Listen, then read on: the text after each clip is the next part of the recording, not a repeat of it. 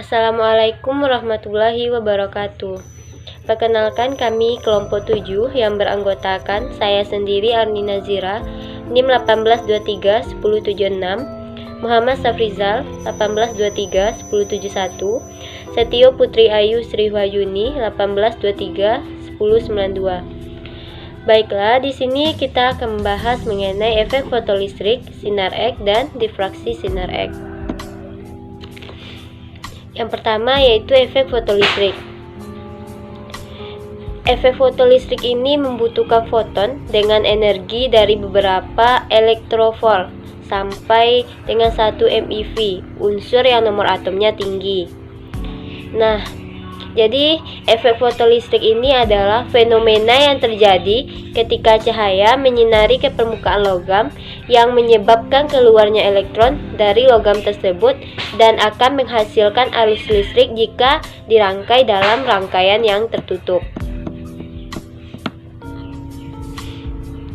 Selanjutnya, kita masuk ke sejarah efek fotolistrik. Pada tahun 1921, panitia hadiah Nobel menuliskan bahwa Einstein dianugerahi sebagai penghargaan tertinggi di bidang sains tersebut atas jasanya di bidang fisika, teori terutama untuk penemuan hukum efek fotolistrik.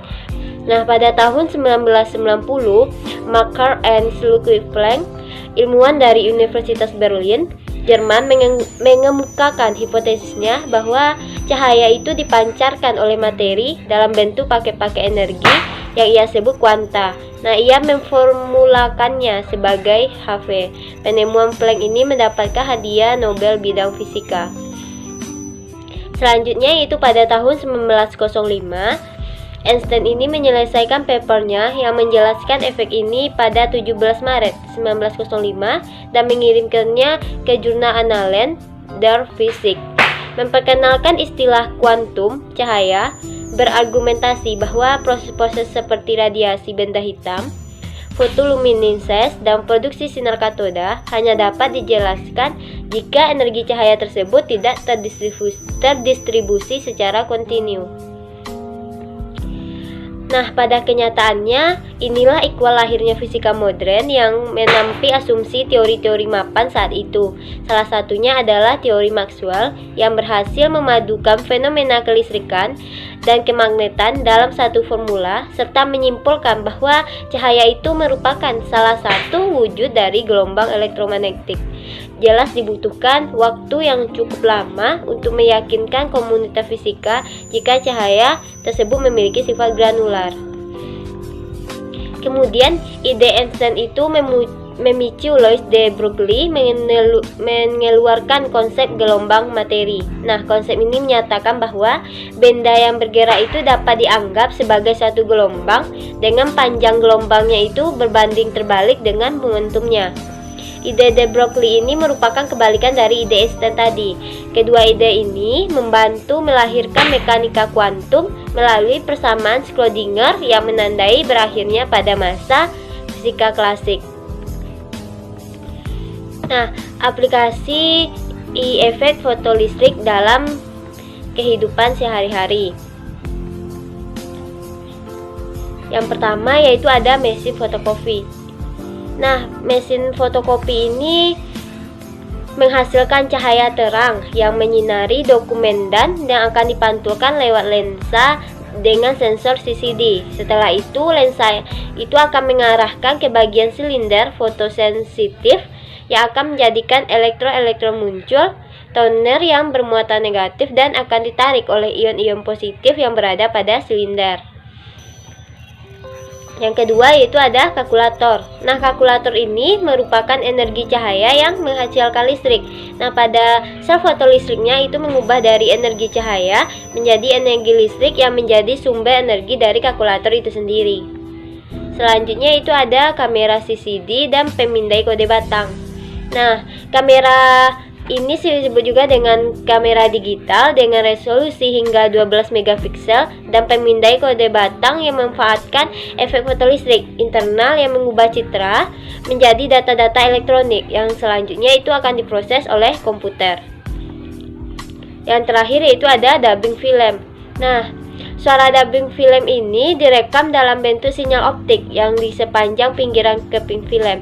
Nah, pada saat film ini diputar, sinyal ini akan dibaca kembali melalui proses efek fotolistrik dan sinyal listriknya diperkuat menggunakan amplifier tabung sehingga menghasilkan film yang bersuara. Di sini saya akan menjelaskan materi mengenai sinar X.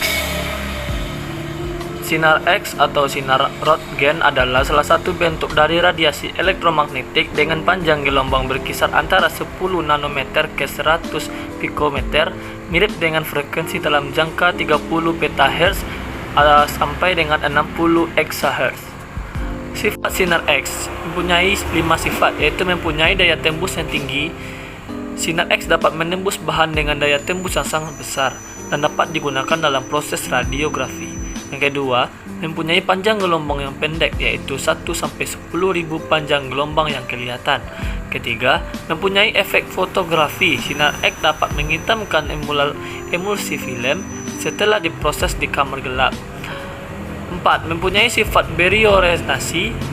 Efek primer sinar X apabila mengenai suatu bahan atau zat akan menimbulkan ionisasi partikel-partikel bahan zat. 5. Mempunyai efek biologi. Sinar X akan menimbulkan perubahan-perubahan biologi pada jaringan. Efek biologi ini digunakan dalam pengobatan radioterapi. Proses terjadinya sinar X. Di dalam tabung retrogen ada katoda dan anoda dan bila katoda atau filamen dipanaskan lebih dari 20.000 derajat Celcius sampai menyala dengan mengantarkan listrik dari transformator. Karena panas elektron-elektron dari katoda filamen terlepas. Dengan memberikan tegangan tinggi, maka elektron-elektron dipercepat gerakannya menuju anoda atau target. Elektron-elektron mendadak dihentikan pada anoda atau target sehingga terbentuk panas sehingga 99% dan sinar X 1%. Sinar X akan keluar dan diarahkan dari tabung melalui jendela yang disebut diafragma. Panas yang ditimbulkan ditiadakan oleh radiator pendingin. Assalamualaikum warahmatullahi wabarakatuh. Baiklah, perkenalkan saya Setio Putri Ayu Sri Wahyuni dengan NIM 18231092. Di sini saya akan melanjutkan presentasi dari rekan saya sebelumnya. Baiklah, langsung saja kita kepada pembahasan yang pertama. Pembahasan yang pertama yaitu di manfaat sinar X. Nah, manfaat sinar X pada kehidupan manusia yaitu ada di beberapa bidang. Nah, bidang yang pertama yaitu di bidang kesehatan. Nah, pada bidang kesehatan ini terdapat manfaat sinar X lembut dan sinar X keras. Nah, sinar X lembut digunakan untuk mengambil gambar foto yang dikenal sebagai dengan radiograf. Nah, sinar X boleh menembus badan manusia tetapi diserap oleh bagian yang lebih tumpat seperti tulang. Nah, sedangkan sinar X keras digunakan untuk memusnahkan sel-sel kanker. Nah, kaedah ini dikenal dengan sebagai radioterapi. Kemudian, pada bidang perindustrian, ini digunakan untuk yang pertama mengetahui kecacatan dalam struktur binaan atau bagian-bagian dalam mesin dan engine. Yang kedua, untuk memperbaiki rekahan dalam pipa logam, dinding, konkrit, dan tekanan tinggi. Dan yang ketiga, memeriksa retakan dalam struktur plastik dan getah. Nah, pada bidang selanjutnya yaitu bidang penyelidikan. Nah, digunakan untuk menyelidiki struktur hablur dan jarak pemisah antara atom-atom dalam suatu bahan hablur. Selanjutnya, pada bidang lainnya, yaitu untuk sinar X ini digunakan untuk mengesahkan pada suatu lukisan atau objek seni purba, benar ataupun tiruan. Dan yang terakhir digunakan di lapangan kapal terbang, di mana sinar X ini digunakan untuk memeriksa barang atau bag penumpang. Pembahasan selanjutnya yaitu bahaya radiasi sinar X. Ada beberapa bahaya radiasi pada manusia. Yang pertama, pemusnahan sel-sel dalam badan. Yang kedua, perubahan struktur genetik suatu sel. Yang ketiga, penyakit kanker darah. Yang keempat, kesan-kesan buruk seperti rambut gugur. Yang keempat, kulit menjadi merah dan berbisul. Yang kelima, radiasi sinar X dapat membunuh monosit atau salah satu jenis sel darah putih. yang terdapat pada dinding arteri sehingga dapat mengakibatkan meningkatnya kadar monosit semoatraktan protein 1 yang dapat mengarah kepada penyakit kardiovaskular. Yang keenam yaitu kanker. Pembahasan selanjutnya yaitu difraksi sinar X. Apa sih difraksi sinar X itu? Nah, difraksi sinar X merupakan teknik yang digunakan untuk menganalisis padatan kristalin. Nah, metode difraksi sinar X ini adalah salah satu cara untuk mempelajari keteraturan atom atau molekul dalam suatu struktur tertentu. Sinar X dapat terbentuk bila mana suatu logam sasaran ditembaki dengan berkas elektron berenergi tinggi. Selanjutnya, rumus dari difraksi sinar X yaitu 2D sin theta sama dengan N dikali dengan lambda, di mana D sama dengan jarak antar bidang dalam kristal, dan theta sama dengan sudut deviasi, lalu N sama dengan orde, dan lambda sama dengan panjang gelombang. Mohon maaf apabila ada kesalahan. Wabillahi taufiq wal hidayah. Wassalamualaikum warahmatullahi wabarakatuh.